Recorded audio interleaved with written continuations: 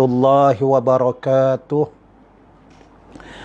الحمد لله رب العالمين، والصلاة والسلام على أشرف الأنبياء والمرسلين سيدنا محمد وعلى آله وصحبه أجمعين.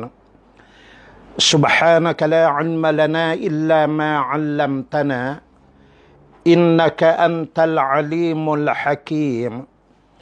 ربنا افتح بيننا وبين قومنا بالحق وأنت خير الفاتحين. اللهم فقهنا في الدين وعلمنا تأويل، ولا حول ولا قوة إلا بالله العلي العظيم. اللهم بنورك اهتديت وبفضلك استغنيت وبك أصبحت وأمسيت. ذنوبي بين يديك نستغفرك ونتوب إليك. أما بعد. Sidang hadirin yang dirahmati Allah sekalian, pagi ini insya-Allah kita menyambung lagi berhubung dengan sejarah kerajaan Bani Umayyah, di mana ianya telah diasaskan oleh Muawiyah bin Abi Sufyan radhiyallahu an. Kemudian terjadi perjanjian perdamaian di antara Muawiyah dan Sayyidina Hasan bin Ali radhiyallahu anhum, cucu Rasulullah sallallahu alaihi wasallam. Di antara perjanjiannya diletakkan syarat oleh Sayyidina Hasan supaya Muawiyah hendaklah memerintah berdasarkan Al-Quran dan Al-Hadis menurut apa yang dikehendaki oleh Allah Subhanahu wa taala. Seterusnya di antara syarat tersebut ialah supaya Muawiyah tidak melantik putera mahkota, yakni dalam keadaan beliau merasakan mungkin sudah huzur nanti, maka beliau jangan melantik anak atau sesiapa di kalangan kerabat untuk menjadi penggantinya. Dan umumnya kalau putera mahkota ini biasanya anak. Artinya Sayyidina Hasan radhiyallahu an mau supaya kepimpinan pemerintahan itu diserahkan pemilihannya di hadapan rakyat. Tetapi Al-Mughirah, salah seorang penasihat kepada Muawiyah, menyatakan bahawa beliau bimbang jika sekiranya Muawiyah tidak menunjukkan penggantinya sebelum daripada kematiannya, nanti bimbang terjadi peperangan sebagaimana yang telah dialami sebelum daripadanya, di mana saat ketika itu mereka pun baru sahaja beberapa tahun melalui peperangan Jamal, melalui peperangan Siffin, di mana kedua-dua peperangan ini telah menunjukkan ramainya ribuan di kalangan sesama umat Islam mati terbunuh. Makanya memikirkan tidak mahu terjadinya hal seperti ini, maka Muawiyah mengambil keputusan melantik akhirnya juga putera mahkota, iaitulah anaknya sendiri, Yazid bin Muawiyah. Cadangan ini mendapat tentangan dia daripada kalangan Bani Hashim, di mana di antara yang menentang ialah sahabat-sahabat yang ada di Madinatul Munawwarah. Antaranya Sayyidina Husain, adik-beradik dengan Hasan radhiyallahu an, Abdullah bin Umar, Abdullah bin Abbas, Abdullah bin Zubair dan lain-lainnya. Namun Muawiyah mengambil tindakan drastik. Pergi ke Madinatul Munawwarah, beliau sendiri memberi penerangan dan beliau memberitahu barang siapa menentang mereka akan dibunuh. demi mengelakkan pertumpahan darah. Maka kibarus sahabah mendiamkan diri, bersetuju dan menerima atas apa yang dirancang oleh Muawiyah pada masa itu. Saya menyambung lagi pada pagi ini. Bismillahirrahmanirrahim. Dengan demikian, Muawiyah yang sudah berkuasa selama 20 tahun telah mendapat persetujuan dari seluruh wilayah untuk mengangkat puteranya Yazid sebagai khalifah sepeninggalannya. Hal itu berarti telah merubah sejarah dan wajah pemerintahan Islam dari sistem demokrasi kepada sistem monarki, dengan mendudukkan Bani Umayyah di semua jabatan-jabatan penting negara. Dia di mana ketua-ketua jabatan juga dilantik dari kalangan Bani Umayyah. Khalifah Utsman bin Affan radhiyallahu an pun pernah melakukan hal tersebut sebelumnya. Bezanya, pada masa Khalifah Utsman radhiyallahu an penuh dengan protes dari masyarakat. Sementara di masa Khalifah Muawiyah tidak seorang pun yang berani memprotes, walaupun rakyat tidak sepenuhnya setuju dengan tindakan Muawiyah tersebut. Ya, kalau dikaji sejarah, Utsman bin Affan pun pernah melakukan demikian. Tapi pada masa Utsman radhiyallahu an, dia tidak dapat mengawal keadaan, sehingga terjadilah apa yang terjadi. Adapun Muawiyah mampu mengawal keadaan. Ya, maka tidak ada penentangan pada masa itu. Dalam keadaan seperti ini, andaikan dari kalangan Bani Hashim ada yang diangkat menjadi khalifah, Sayyidina Husain radhiyallahu an misalnya, maka dapatlah diperkirakan bila ia memecat para pembantu dan pegawai yang diangkat Muawiyah, seperti Khalifah Ali radhiyallahu an memecat gubernur yang diangkat Utsman sebelumnya, maka dikhawatirkan akan terjadi perang yang lebih dahsyat dari perang Jamal dan perang Siffin.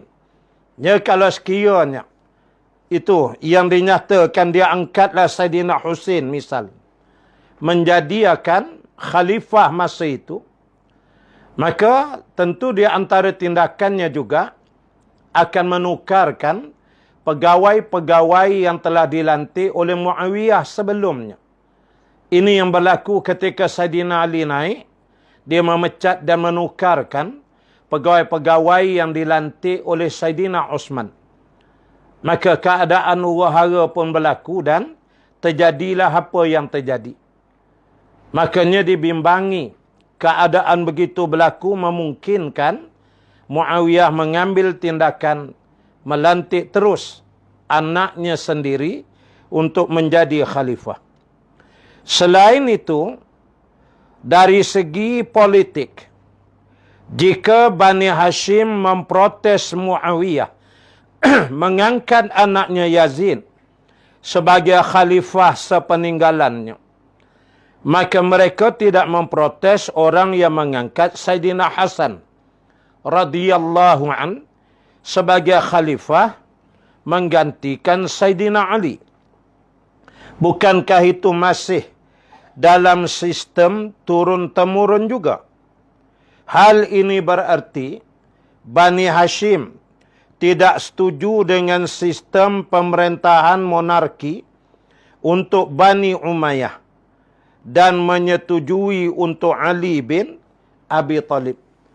Ya, ada juga gambaran di kalangan Bani Hashim bahawa sebelumnya Sayyidina Ali telah melantik Saidina Husin. Dia untuk menjadi pembantu kepadanya.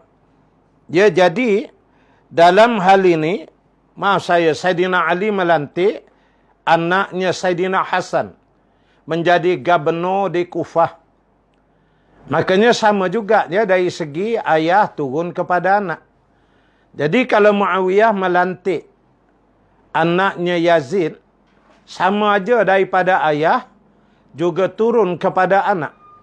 Maka kalau ini mereka protes, kenapa tidak ada protes ketika Saidina Ali melantik anaknya begitu? Dan ini kajian-kajian politik. Kalau begitu, persoalan masalah pada saat itu bukan terletak pada sikap Muawiyah radhiyallahu an yang membentuk pemerintahan daulah dengan sistem monarki, akan tetapi lebih disebabkan persaingan sengit antara Bani Hashim dan Bani Umayyah. Dia di mana kedua-dua kabilah ini merasakan punya pengaruh. Itu sebenarnya. Dia bukan pasal lantik secara sistem beraja keturunan ni, tidak. Tapi kerana satu pihak tak dapat. Terbukti setelah Bani Hashim tidak membendung keinginan Muawiyah membentuk daulah Umayyah, Bani Hashim melakukan hal yang sama secara turun-temurun. Jadi kita boleh melihat dalam sejarah ini. Masalah berikutnya, andai kata Muawiyah radhiyallahu an tidak menunjuk anaknya Yazid menjadi khalifah sesudahnya, adakah yang sanggup memegang jabatan khalifah selain dari Bani Umayyah?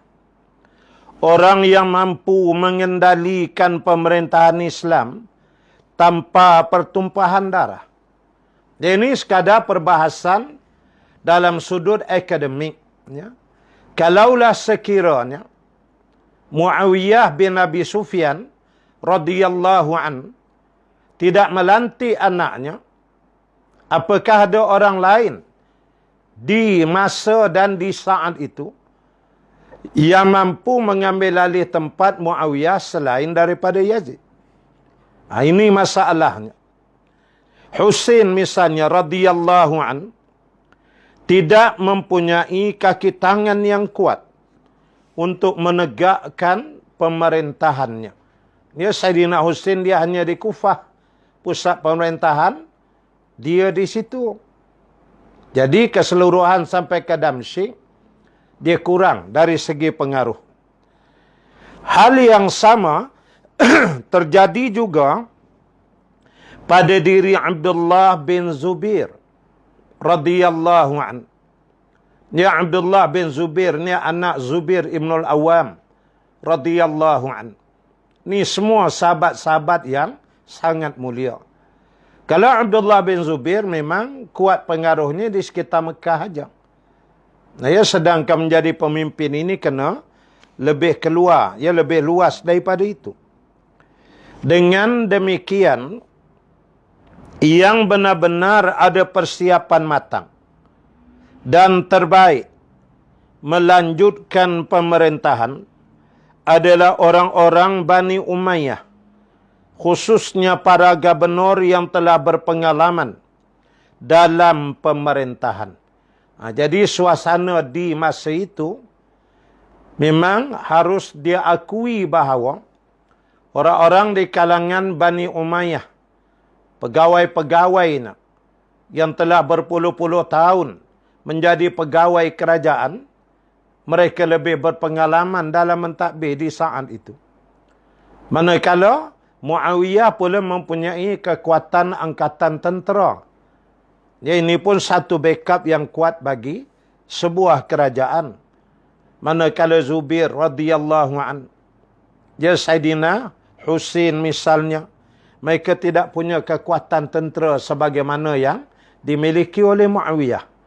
Maka bila Yazid anaknya ditunjukkan, automatik kekuatan tentera berpindah ke tangan Yazid. Ya.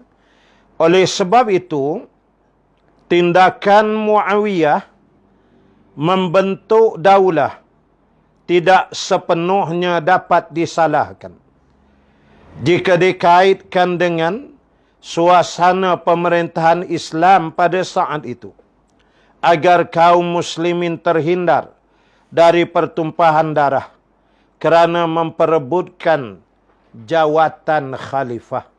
Jadi kalau kita kaji sikit lagi, kita akan dapati bahawasanya kita juga tidak boleh ya untuk menyalahkan sahabat yang mulia ini, Muawiyah radhiyallahu an, menyalahkan dia sepenuhnya. Dia gila kuasa, tamak kuasa beri kepada anak. Tak boleh juga. Kerana suasana yang dihadapi masa itu, di samping umat Islam baru sahaja selesai dalam peristiwa peperangan Jamal dan peperangan Siffin. Ya, luka itu masih ada. Jadi bimbang Muawiyah, kalau dilepaskan secara publik begitu untuk memilih, takut pertembungan terjadi dan nanti peperangan tidak dapat dielakkan. Ya. Muawiyah telah dipandang berjaya membentuk sebuah pemerintahan Daulah Umayyah di Syam yang telah memerintah di sana 22 tahun menjadi gubernur dan 20 tahun menjadi khalifah. Pemerintahannya terkesan sebagai pemerintahan sistem kerajaan dan tidak sistem republik seperti yang telah dikenal sebelumnya. Sistem kerajaan yang dibentuknya menjadi sistem pemerintahan dunia Islam selama berabad-abad sesudahnya, sehinggalah tahun 1924 ketika Mustafa Kamal menjatuhkan kerajaan Turki Osmaniyah.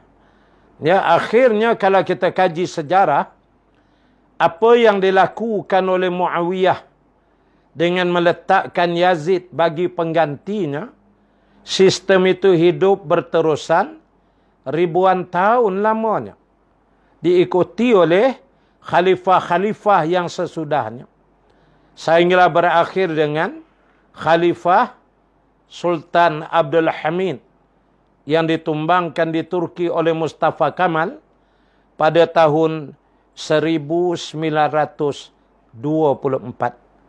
Ya. Yazid bin Muawiyah memerintah tahun 680 sehingga 683 Masehi ataupun 61 sehingga 63 Hijrah. Masa pemerintahan Muawiyah digantikan oleh anaknya Yazid yang memerintah hanya selama 3 tahun. Akan tetapi, kerana mendapat perlawanan dari penduduk Kufah, Basrah dan penduduk serta sahabat-sahabat di Madinah, terutama di Makkah, Abdullah bin Zubair memberontak.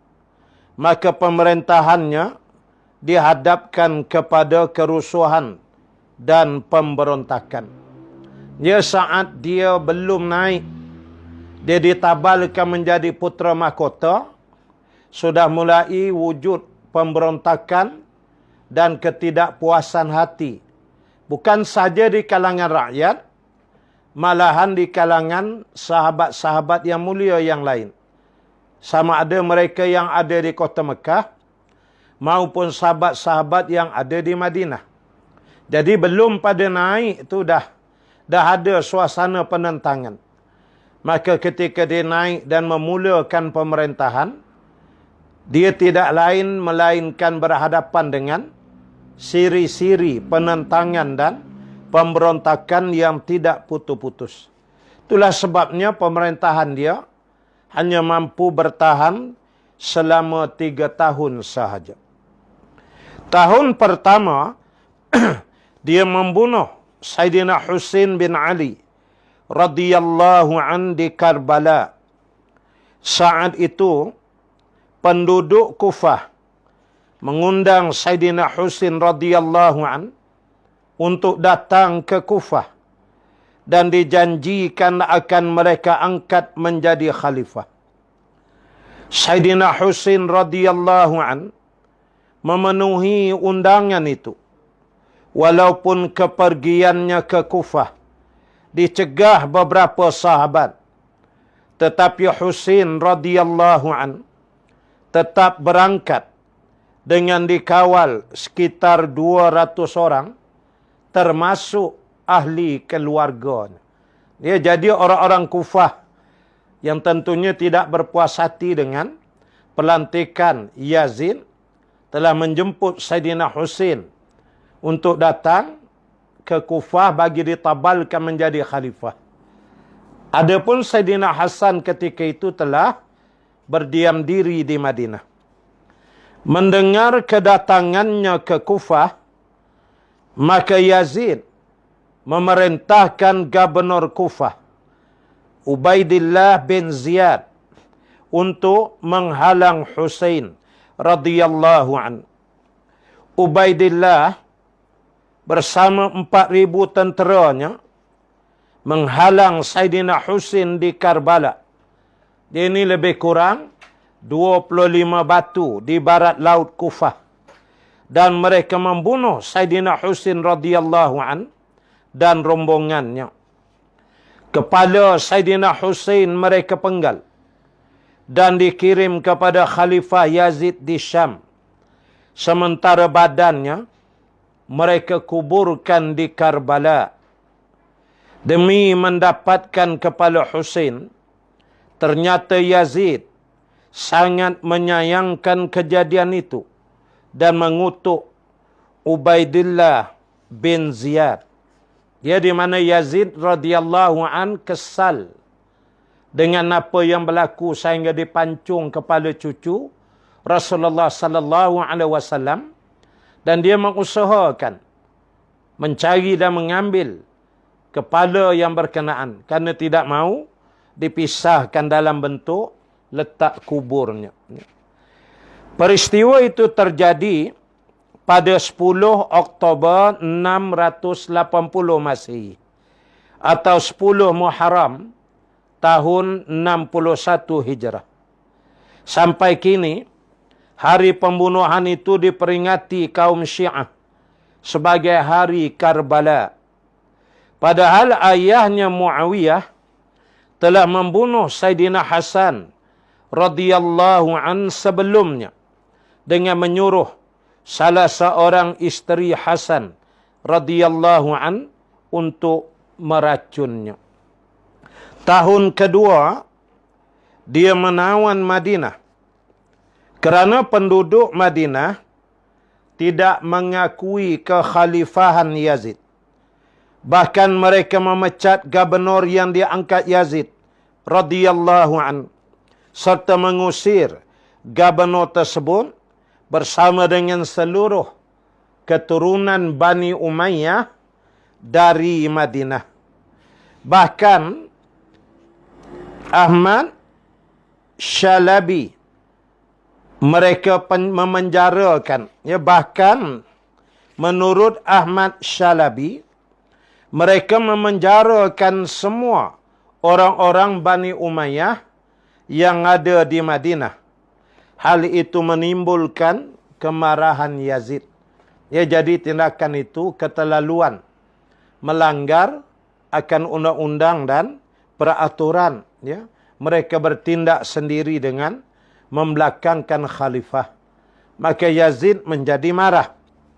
Oleh sebab itu, dia mengirim utusan meminta kepada penduduk Madinah agar mereka taat kepadanya tanpa peperangan. Akan tetapi mereka menolak permintaan itu. Maka Yazid mengirim tentera ke sana di bawah pimpinan Muslim bin Uqbah al-Murri, orang yang dikenal diktator dan kejam. Yazid berpesan kepadanya, ajaklah mereka agar membai'ahku dalam batas waktu 3 hari tanpa peperangan. Dan jangan menyerang mereka kecuali setelah habis batas waktu 3 hari itu. Tetapi penduduk Madinah tetap tidak mau membai'ah Yazid. Maka Muslim menyerang mereka dari jurusan Al-Harrah. Ya, jadi dibagi tempoh 3 hari. Fikir masak-masak. Selama tempoh 3 hari, kamu boleh lagi dimaafkan. Tapi berikan bai'ah walak kepada Yazid selaku khalifah yang sah pada masa itu. Namun setelah berlalu masa 3 hari, mereka engkar. Ya, mereka tidak menyatakan persetujuan, malah terus menentang. Maka diseranglah mereka pada hari yang keempat. Dan tentera-tenteranya masuk melalui Al-Hurrah. Ini di antara jalan utama masuk daripada luar kota Madinah. Sayangnya, selama 3 hari, Muslim bin Uqbah membenarkan para pasukan tenteranya melakukan tindakan-tindakan brutal untuk berbuat apa sahaja yang mereka inginkan terhadap penduduk Madinah sebagai kota suci Rasulullah sallallahu alaihi wasallam, suatu hal yang tidak patut terjadi. Oleh kerana tentera ramai 4,000 orang, mereka bersebaran di mana-mana di seluruh bandar Madinah. Rupanya dalam masa 3 hari itu, ada dah di kalangan tentera yang melakukan kezaliman, kejahatan. Dia membunuh, menangkap dan berbagai-bagai tindakan-tindakan yang sepatutnya tidak harus terjadi. Ia kerana mereka diberi tempoh 3 hari. Hari keempat baru serangan. Tapi nyatanya tidak. Tentera itu telah bertindak sendiri. Tahun ketiga, dia menggempur Kaabah. Yazid menyuruh panglimanya itu, yakni Muslim bin Uqbah, agar melanjutkan penyerangannya ke Mekah untuk menaklukkan kota suci itu seperti yang telah dia lakukan untuk kota Madinah. Sebab di sana Abdullah bin Zubair radhiyallahu an mengangkat dirinya sebagai khalifah dan diakui seluruh penduduk Hijaz. Di tengah jalan, dia meninggal dunia dan digantikan oleh Husain bin Namir. Panglima baru ini mengepung Mekah, menembak Masjidil Haram, merosakkan Kaabah dan memecahkan Hajar al-Aswad. Dalam pada itu diberitakan bahawa Yazid telah meninggal dunia. Husain menghentikan serangan dan kembali ke Syam. Yazid meninggal dunia secara mendadak tanpa diketahui yang menjadi penyebabnya. Pemerintahannya digantikan oleh anaknya Muawiyah II bin Yazid.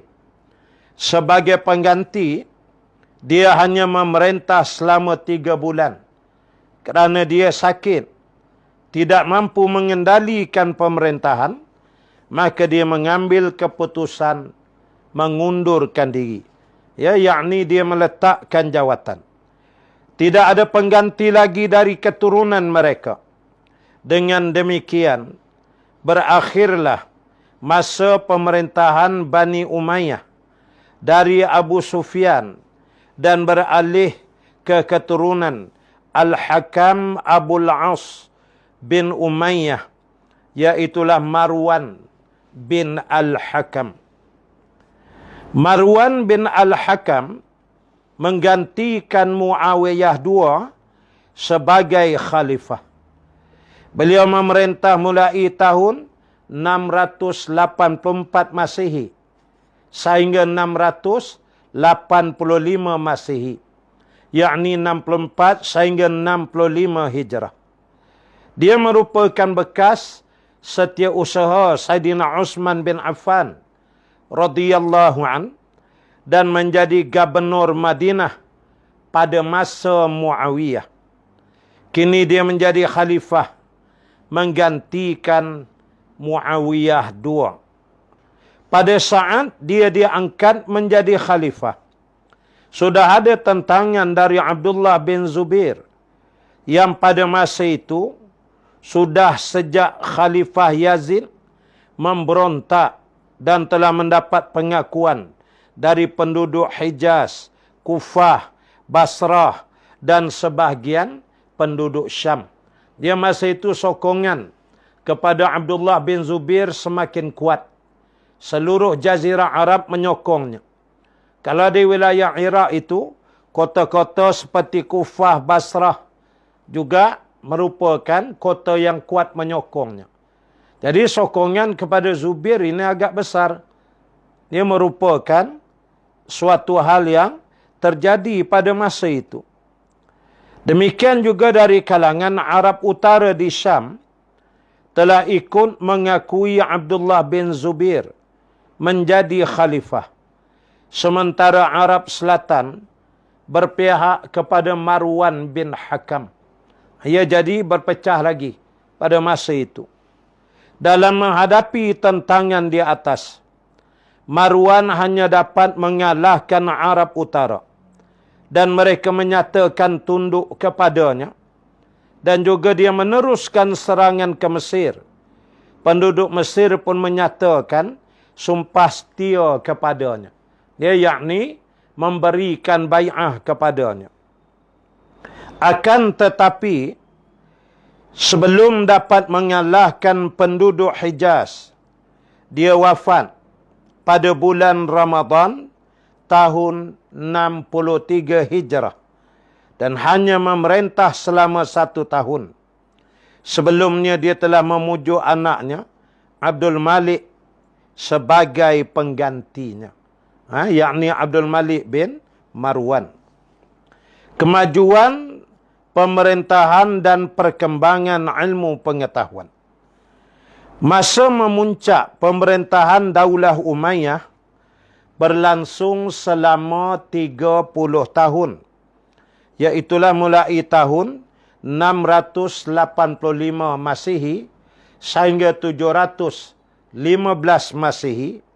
Iaitulah di zaman Abdul Malik bin Marwan dan puteranya Walid bin Abdul Malik. Dia di mana Walid bin Abdul Malik ni memerintah tahun 705 Masihi sehingga 715 Masihi. Abdul Malik bin Marwan yang menggantikan ayahnya Marwan sebagai khalifah adalah khalifah terbesar kedua sesudah Muawiyah dalam pemerintahan Daulah Umayyah.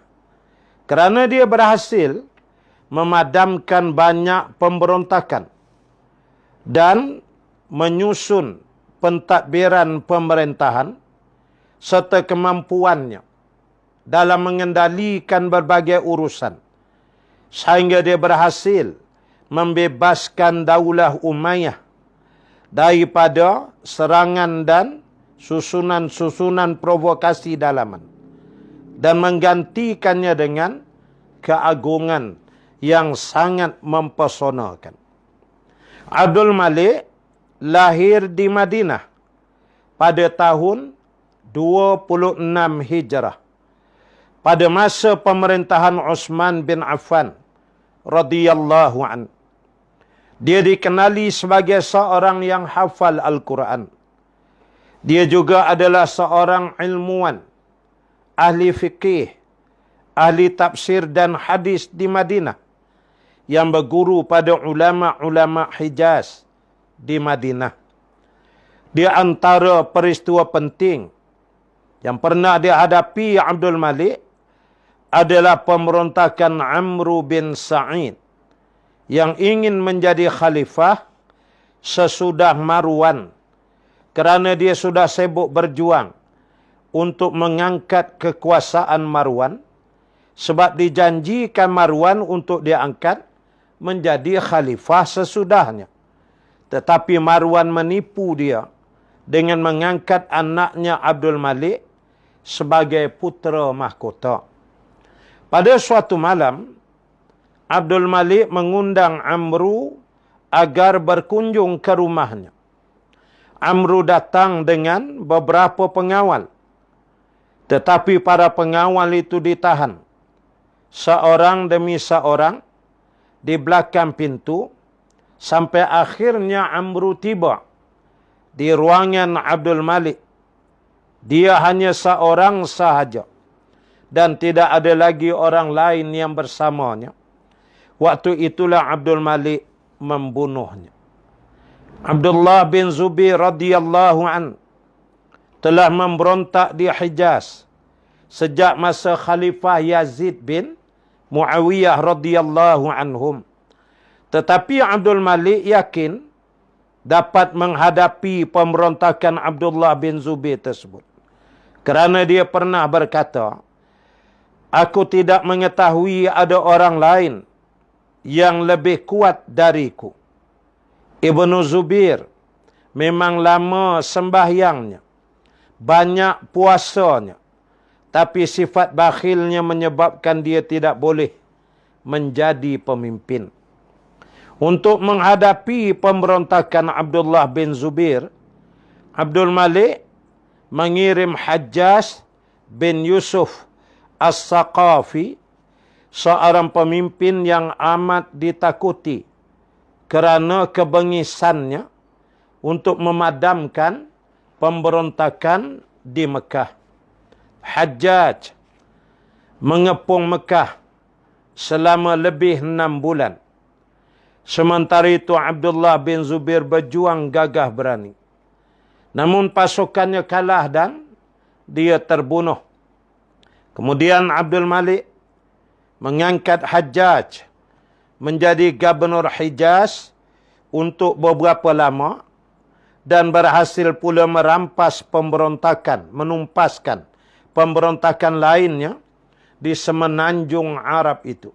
Dia memang Hajjaj Yusuf As-Saqafi, seorang yang sangat bengis, keras wataknya dan tidak punya belas kasihan terhadap musuh. Ada juga riwayat yang menyebutkan bahawa dia ni semenjak daripada kecil lagi dipelihara oleh neneknya, dan kerana terlalu sayangkan cucunya ini, dikatakan satu ketika dia berjalan dengan nenek dia. Kemudian terlihat ada orang yang sedang menyembelih kambing. Kemudian sebagai budak-budak, dia merengek-rengek kata dia nak minum darah kambing tu. Budak-budak. Tapi nenek ni turut aja. Dia cedoknya dan dia bagi minum beberapa teguk darah kambing tu. Ini menurut setengah menyatakan kenapa jadinya Hajjaj itu bengis. Dia kerana sejak dari kecil dah minum darah. Memang ramai dia membunuh para ulama. Dan peristiwa dengan Abdullah bin Zubair adalah peristiwa yang sangat menyayat hati. Abdullah adalah anak kepada Zubair ibn al-Awwam radhiyallahu an. Ringkasnya dia diserang dan dikepung, dan Hajjaj menggunakan manjaniak sehingga sebahagian Kaabah runtuh. Dia terkena batu-batu yang dilontarkan. Tenteranya menyerang, ya, sehingga terjadi pertumpahan darah di dalam kawasan Tanah Haram. Dia, dan pada masa itu ibu kepada Abdullah bin Zubair ni ialah Asma radhiyallahu anha. Ya, Asma, dia dah tua sangat masa itu. Setengah riwayat menyatakan dia dah rabun dekat nak buta dah. Dia pesan kepada Abdullah supaya tegakkan keadilan, lawan aja Hajjaj ini. Keturunan kamu keturunan yang berani mati, begitulah.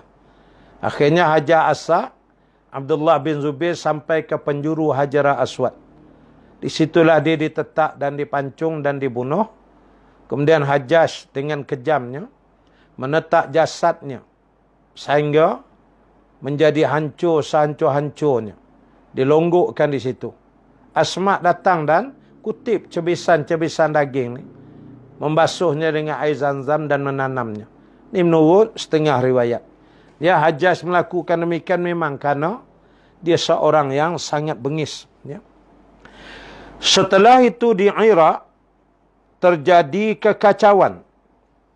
Maka Abdul Malik mengangkat Al-Hajjaj menjadi gubernur Iraq untuk memadamkan pemberontakan penduduk Iraq dan orang-orang Khawarij di sana. Sesampainya di Iraq, Al-Hajjaj menyampaikan pidato. Wahai penduduk Kufah, aku melihat banyak kepala yang sudah matang dan telah tiba waktu memetiknya. Aku laksana melihat darah di antara janggut-janggut dan serban-serban. Dan dia menyuruh pengawalnya membacakan surat khalifah yang ditujukan kepada penduduk Kufah tersebut. Maka pembantunya itu membacanya. Dari Abdul Malik, Amirul Mukminin, kepada kaum muslimin yang berada di Kufah. Salamun alaikum. Tapi mereka tidak menjawab. Berhenti. Kemudian Al-Hajjaj menoleh mereka dan memberikan ancaman. Maka pembantu disuruh lagi membaca surat tersebut. Dan mereka menjawab salam khalifah serentak. Ini betapa takutnya orang dengan Hajjaj Yusuf As-Saqafi. Dalam satu riwayat yang diceritakan oleh almarhum guru saya rahimahullahu ta'ala, Fadilatul Syekh Dr. Abdul Aziz Hanafi rahimahullahu ta'ala, beliau pernah menceritakan bagaimana ketika Hajjaj datang ke masjid di Iraq ini, dia pergi dengan memakai topeng pada wajahnya. Kemudian dia masuk ke masjid, seterusnya dia membagi salam. Tidak ada seorang pun yang menjawab salamnya. Dia beri lagi salam yang kedua. Tidak ada yang menjawab salamnya. 3 kali dia bagi salam, tidak ada juga yang menjawab salamnya. Kerana mereka memang tidak suka dia seorang yang sangat zalim. Dia pernah juga diriwayatkan ketika dia berada di Mekah, jubahnya koyak. Lalu dia serahkan pada pembantunya cari tukang jahit untuk jahit. Pembantunya berpusing di sekitar kota Mekah. Keluar selepas subuh dan balik subuh besok. Didapati jubah itu masih belum lagi dijahit, yang koyak tu. Lalu Hajjaj hairan. Ditanya kepada pembantunya, apakah tidak ada tukang jahit di kota Mekah ini? Pembantunya menjawab, ada. Tetapi tidak ada seorang pun di kalangan mereka yang mau menjahit jubah kamu. Kerana mereka takut terpalit dengan kezaliman yang kamu lakukan tatkala kamu memakai jubah yang berkenaan. Begitulah prinsip ya orang-orang dulu menolak kezaliman ini. Jadinya bila 3 kali tadi Hajjaj bagi salam, seorang pun tak jawab. Kali keempat dia angkat topeng muka dia bagi salam. Mengaum satu masjid jawab. Punya takut ke dia tu. Dan dia naik di atas mimbar. Kemudian dia berkhutbah, memberikan ucapan. Di antara dia menyebut, saya telah melihat tangkai-tangkai gandum sudah masak. Gandum sudah masak di tangkainya. Saya datang untuk menuai gandum-gandum itu. Dalam satu riwayat lain disebut begini.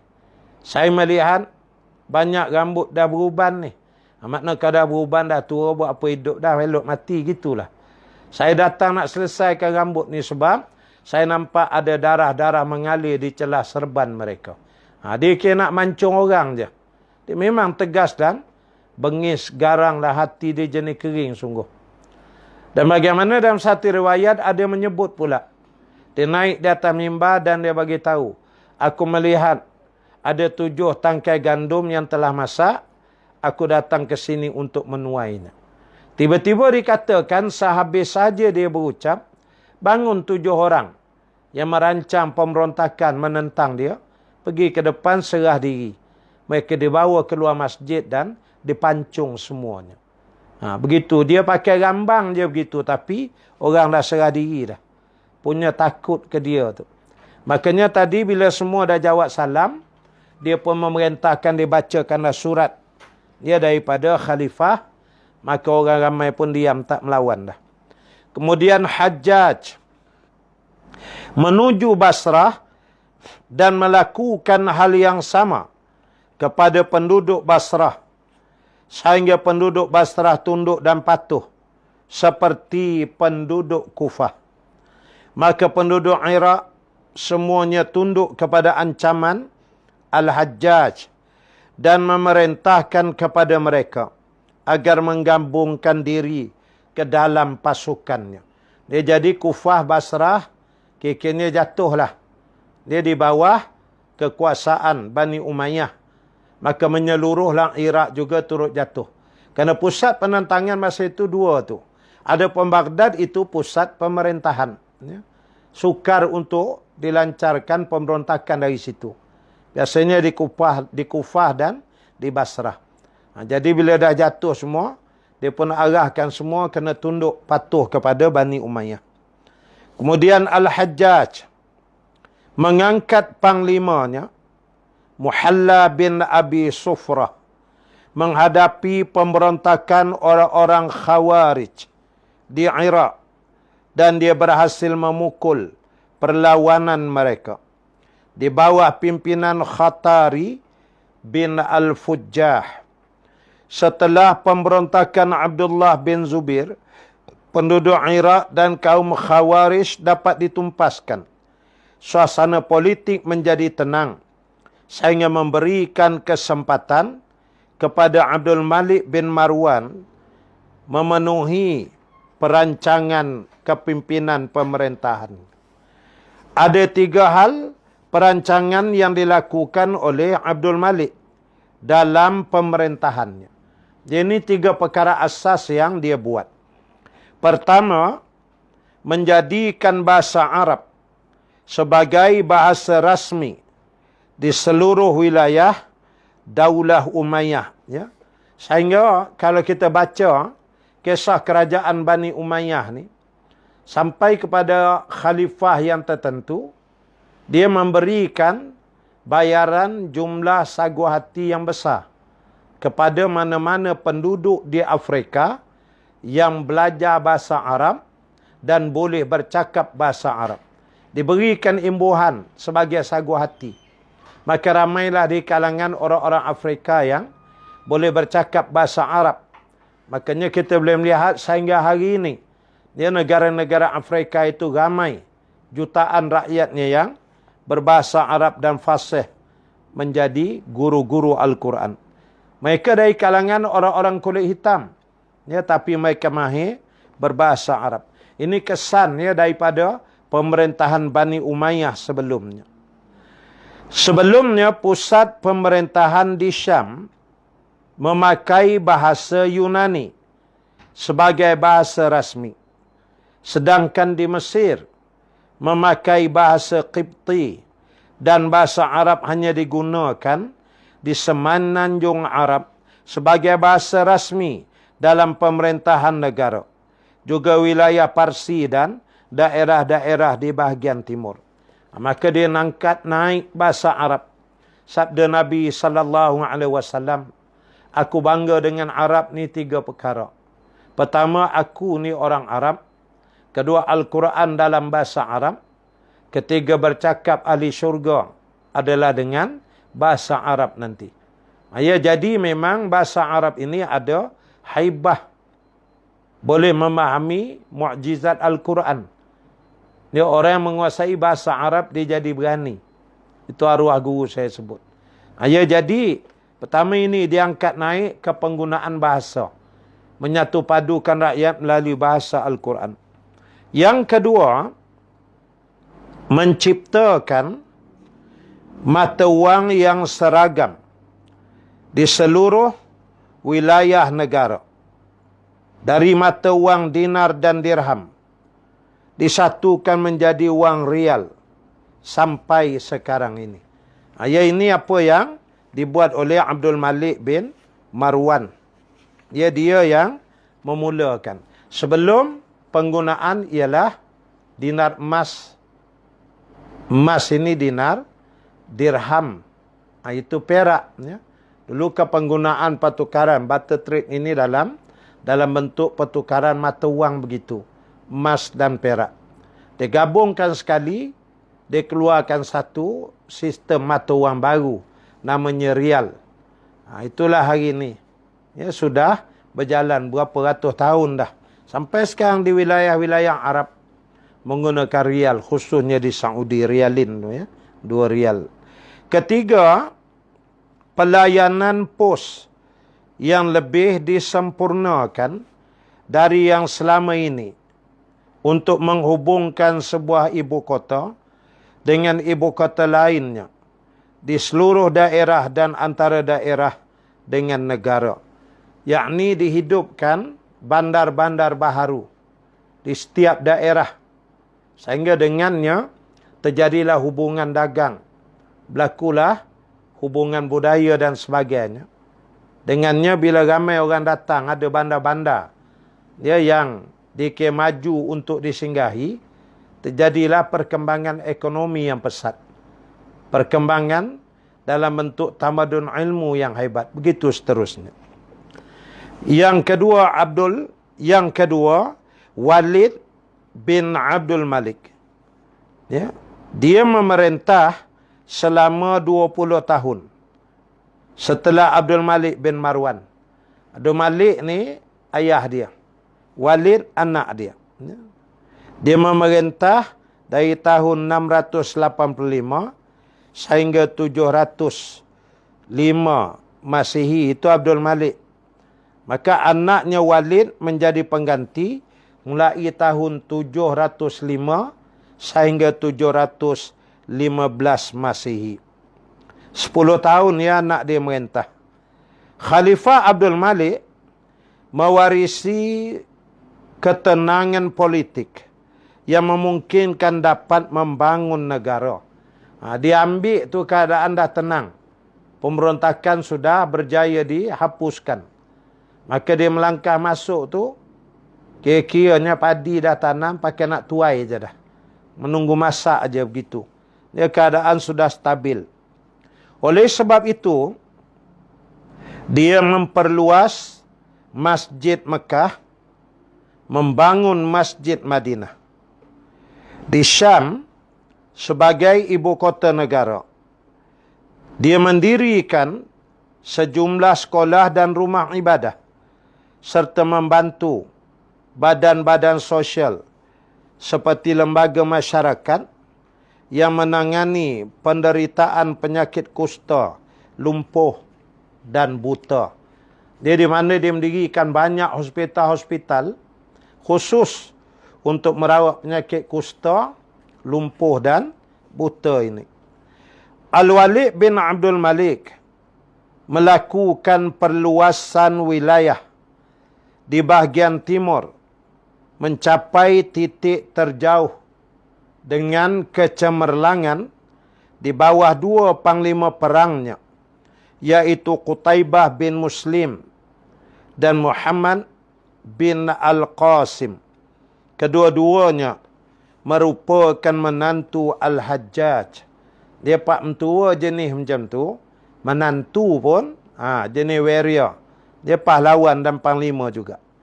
Mereka inilah di zaman Walid bin Abdul Malik banyak memperluaskan wilayah Islam sehinggalah ke benua Afrika. Sudahlah panglima, mereka ni warak, zuhud. Dia ada banyak kisah riwayatnya. Mereka telah berhasil menguasai India bahagian barat. India bahagian barat, hari ini Pakistan. Dia takluk dah. Bukhara, Samarkand dan Sind. Ini wilayah Sind ni di utara. Akan tetapi seluruh India baru dapat ditaklukkan pada penghujung abad ke-9 oleh Muhammad Ghaznah dari Daulah Ghaznawiyah. Ya, daripada Bani Ghaznawi. Ini ada di wilayah sana sampai ke Afghanistan, ya, Bani Ghaznawi ini. Penaklukan di bahagian barat yang dilakukan Musa bin Nusair tidak kurang cemerlangnya dari bahagian timur. Sebagai gubernur Kairawan, dia dapat meluaskan wilayah Islam sampai ke Spanyol.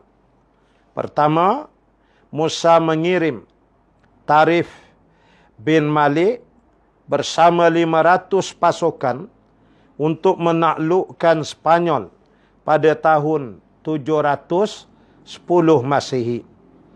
Yang kedua, Musa mengirim Tariq bin Ziyad bersama 12,000 pasukan pada tahun 711 Masehi.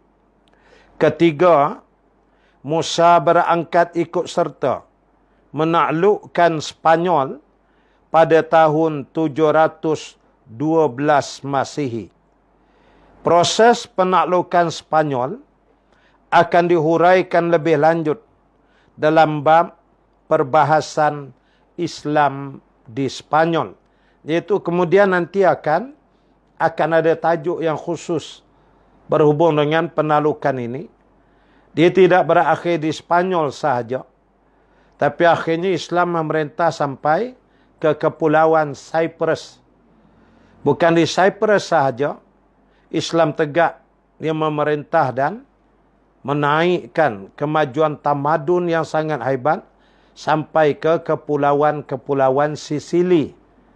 Ya, masuk ke wilayah Itali. Kita akan tengok nanti betapa hebatnya khalifah-khalifah Islam yang terdahulu. Tapi memanglah nak naik itu, bila ada pemberontakan, mereka hapuskanlah. Itu tak dapat dielakkan. Tapi bila keadaan tenang, ditegakkan dengan cara apa yang ditunjuk oleh Quran, itulah yang berlakunya. Sebab itu kita melihat, ke mana-mana sahaja Islam naik, di negara mana pun, maka perkembangan budaya, kemanusiaan dan ilmu akan berkembang dahsyat. Akan terdirilah kehebatan universiti-universiti. Spanyol itu, kalau kita tengok nanti sedikit, kita akan lihat. Ketikanya anak-anak orang Islam, ya di Spanyol, di Cordoba, berumur 8 tahun, 7 tahun, dah boleh membaca menulis. Ada padri-padri di gereja di barat, masih tak tahu membaca kitab Injil mereka. Even though ada yang nak tanda tangan pun tak tahu. Kita akan lihat nanti. Bagaimana budaya-budaya ilmu ini berkembang. Tinggal begitu pesat. Dia negara Spanyol itu, asalnya barbarian. Kira-kira orang minum darah lah gitu. Tapi bila Islam masuk, tegak. Universiti Andalus, di Seville, di banyak tempat kita akan lihat. Ya, sehingga tertegaknya sistem kerajaan Murabitun dan Muwahhidun selama lebih 700 tahun di negara Spanyol. Dia tumbang melalui serangan tentera salib. Itu kita akan baca dalam sejarahnya yang akan datang. Dan akan datang nanti hari Sabtu kita sambung perkembangan ilmu pengetahuan dan peradaban pada zaman Walid bin Abdul Malik. Dia kerana dia naik, kita dah sebut, dalam keadaan aman. Ya, pemberontakan tidak berlaku. Maka dia meneruskan dengan tidak ada halangan. Dan masa ini, masa Bani Umayyah memuncak ini, kita akan melihat nanti bagaimana harta istana-istana yang besar dia menjadi ujian kepada para gubernur dan para khalifah. Yang di akhir nanti, zaman-zaman kemerosotan dan tumbangnya Bani Umayyah, kita akan melihat penyelewengan-penyelewengan yang banyak yang dilakukan oleh gubernur dan tidak diketahui oleh para khalifah. Ada juga khalifah yang ialah mereka mabuk dengan dayang-dayang, itu kita akan lihat. Memang begitulah historical ya dalam politik ini. Dan memang politik itu dinamik. Dia berubah sekejap aja. Itu nanti kita akan sambung insya-Allah dalam kuliah yang akan datang. Wabillahi taufiq wal hidayah. Assalamualaikum warahmatullahi wabarakatuh. Wallahu alam.